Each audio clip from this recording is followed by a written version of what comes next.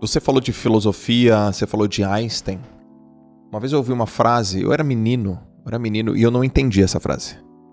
Eu tenho muito disso, né? Eu leio algumas frases e eu não entendo as frases, e aí eu leio, e depois de tanto me debruçar sobre aquele conceito, eu entendo. Eu quero soltar duas aqui pra você comentar. Uma que fala sobre conhecimento e uma que fala de uma coisa que é mais importante do que conhecimento. Uma é do Francis Bacon, que ele disse, conhecimento é poder. E uma do Einstein, que ele falou, essa eu não entendi quando eu li a primeira vez, eu devia ter uns 18 anos de idade. Imaginação é mais importante do que conhecimento. Isso é Einstein.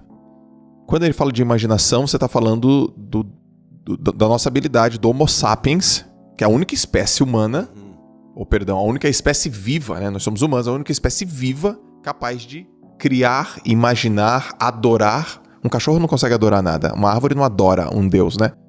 O ser humano ele adora, ou pessoas, uma causa.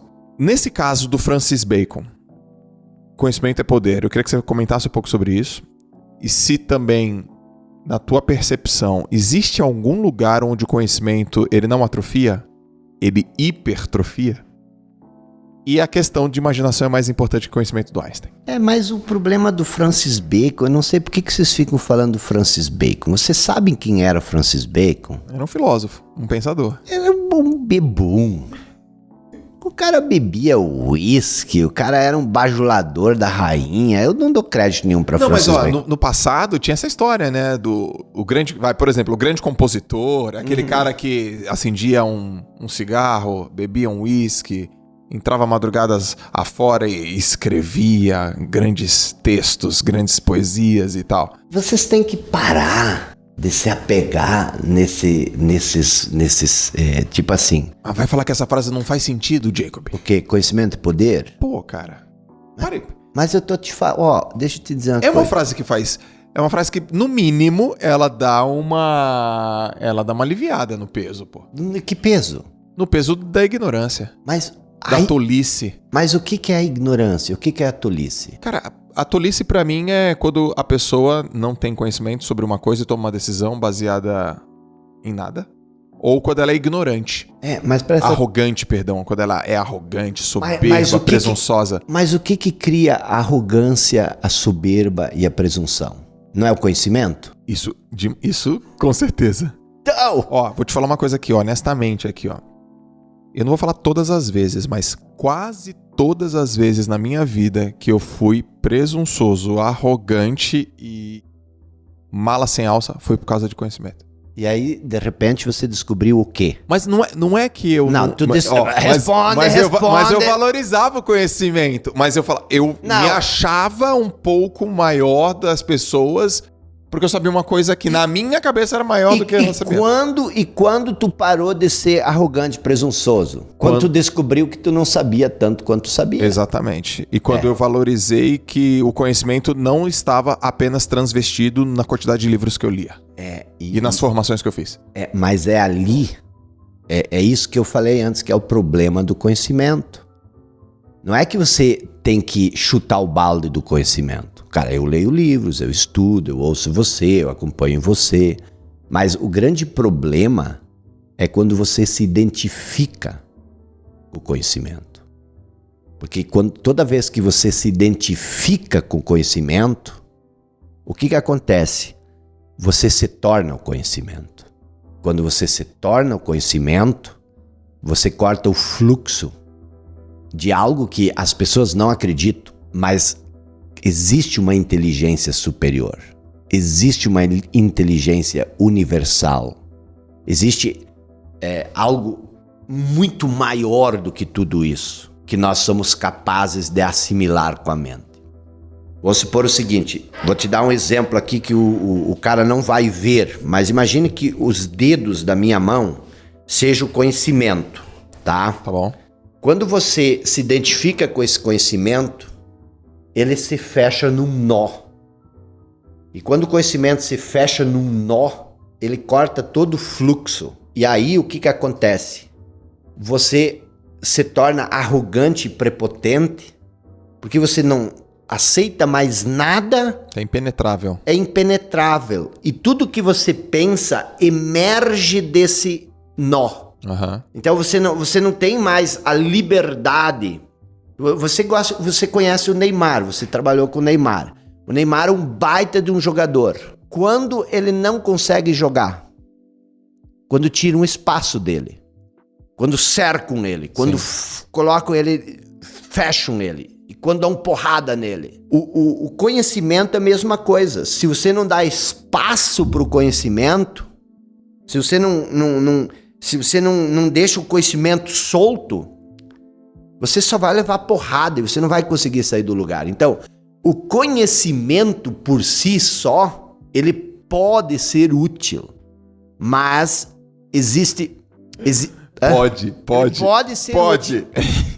Ele só se torna útil quando você tem um estado de consciência muito maior do que o conhecimento. Tá. E isso é humildade. Boa. E a mente é conhecimento. Mente e consciência não são a mesma coisa, tá? Mente e consciência, a mente não precisa... a mente é um ponto na consciência. Perfeito. A consciência não precisa da mente, mas a mente precisa da consciência. Dá um exemplo prático. Não tem como dar um exemplo prático, porque a consciência é o não manifesto. Mas, ó, a mente é o manifesto. E o exemplo prático é uma coisa, por isso que o conhecimento limita. Mas eu vou tentar te dar um exemplo prático. O que é um filósofo? Um filósofo é uma pessoa que tem conhecimento, mas ela brinca com o conhecimento como o Neymar brinca com a bola. O Neymar não é a bola. Então o que acontece? Se você não tem lugar para fazer uma embaixadinha, você não consegue fazer uma embaixadinha. Uhum. Então, por exemplo, quando você fala de Francis Bacon, tá? A primeira coisa que eu faço, eu olho isso de um estado de consciência maior. A frase conhecimento é poder, ela está dentro de um vasto campo de consciência. E eu cerco ela, eu questiono essa frase. E essa frase ela vai ter que sobreviver às marteladas, entendeu? E ela não sobrevive, por quê? Porque hoje de manhã, uma das coisas um dos maiores equívocos que a humanidade comete nessa questão do desenvolvimento é achar que insatisfação ou indignação é o motor da mudança, da transformação. Tipo assim, o cara me disse o seguinte: sem insatisfação não há transformação. Não há crescimento. Se tu não está insatisfeito, tu não cresce. Agora eu quero te perguntar o seguinte: tu concorda com isso?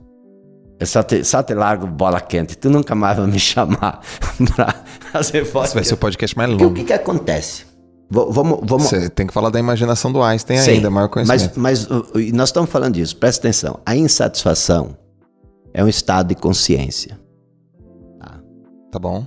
Então, não estou satisfeito com o resultado que eu obtive, com a situação da minha vida, com o meu relacionamento, com a minha casa, com o meu corpo. Isso, então... Com o meu dinheiro na minha conta do meu banco. Então, a insatisfação cria transformação. Você diria para mim que a maioria das pessoas estão satisfeitas ou insatisfeitas? A maioria das pessoas estão insatisfeitas. E a maioria das pessoas... Se isso fosse a premissa da mudança... Se isso realmente fosse a premissa da mudança, as pessoas... Mudaria. A pessoa está insatisfeita, ela reclama a vida inteira e não faz nada. Então, peraí. Essa sua linha de raciocínio fez sentido. A maioria das pessoas não estão mudando, estão insatisfeitas. E vou te fazer outra pergunta. Não bateu uma correlação. E vou te fazer uma outra pergunta em cima disso. Presta atenção. E se você está insatisfeito e busca a transformação, por que você quer a transformação? Porque você quer evoluir. Não, porque você quer estar satisfeito. Exato. A evolução vai me trazer uma satisfação. E se te trouxer a satisfação e a satisfação não produz mais mudança, tu vai estagnar ali? Sim. A não ser que tu te torne insatisfeito de novo. Certo. E daí tu busca outra transformação. E daí tu vai ficar a vida inteira insatisfeito buscando a satisfação. Isso é um jeito inteligente de viver a vida? Tem algo errado nisso. Não, mas peraí, mas calma. Ó, se toda vez que eu fico insatisfeito busco a melhoria e fico satisfeito, eu melhorei o meu entorno. Eu melhorei as pessoas ao meu redor. Aí depois eu fiquei num platô, fiquei insatisfeito de novo, busquei uma melhoria, melhorei o meu entorno. Acho que é uma busca, é uma forma... Mas você quer ser insatisfeito a vida inteira? Não, eu não quero, eu quero crescer. Eu quero ser... Não, eu quero ser... Por que tu quer crescer? Não, eu quero ter paz... Acho que os seres humanos querem ter paz interior. Exatamente! Paz interior. E o que traz a paz interior? Pra mim, paz interior é a convicção que eu dei meu máximo, que eu tô vivendo na minha essência. E o que é viver? Próximo das coisas que eu valorizo, gosto, amo. Mas Joel, esse que é o grande problema. Sabe qual que é o grande problema? O grande problema é o seguinte, presta atenção. Isso tudo desemboca na teoria da cognição de Santiago, Humberto Maturana e Francisco Varela. Só que eles só fizeram uma descoberta e eles não ficaram muito chocados com isso e não deram o devido valor. Mas presta atenção, o que acontece? Todos nós podemos ter 2 pontos de referência na vida, entendeu? Um ponto de referência, o que é um ponto de referência? A partir do qual você constrói tudo. E esse ponto de referência pode ser a mente, ou ele pode ser a nossa essência, que é a consciência, que é um estado de consciência. E essa é a grande sacada da transformação. Quando você se identifica com a mente, o que é a mente? A mente... Você pode ter a mente condicionada e a mente incondicionada. A mente condicionada, porque do que nós estamos falando? Nós estamos falando de evolução, você quer evoluir. Isso não é a mente que cria a evolução. A mente, quando você se identifica com a mente, você entra nesse ciclo de prazer e dor, prazer e dor, prazer e dor. Você busca o prazer, mas o lado oposto do prazer é a dor. E isso é uma disfunção do ser humano. Isso é uma doença grave. Entendeu? Quando você se liberta disso, porque a evolução não é coisa da cabeça. A evolução, ela é inerente a quem nós somos. As pessoas dizem o seguinte, mas se eu parar esse processo de dor e prazer, eu vou parar de evoluir. Não, é aí que você vai evoluir. Só que a evolução, ela não vem mais da cabeça. A evolução vem de dentro. Aí tu pergunta, mas do que é de dentro? É disso que Jesus chamava do reino dos céus. É disso que ele dizia ao Pai que está em mim. Porque nós temos um poder gigantesco, mas esse poder, ele é bloqueado pela ideia que a gente cria sobre nós. A teoria da cognição, ele falava sobre isso. Então, eu e você e todos os seres humanos, eles são criadores por natureza. Se você parar com essa disfunção mental, você vai continuar criando, só que você não vai mais depender da sua criação, do resultado. Lembra da história que eu te contei? Da performance?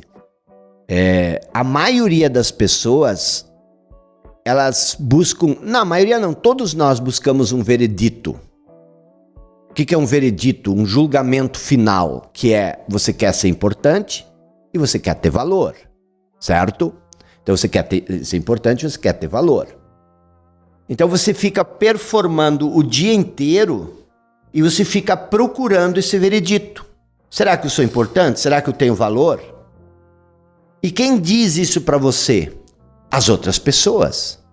Através do quê? Da sua performance. E isso faz com que todo dia você se coloque num tribunal. Todo dia você está sendo julgado. E isso torna a tua vida um inferno.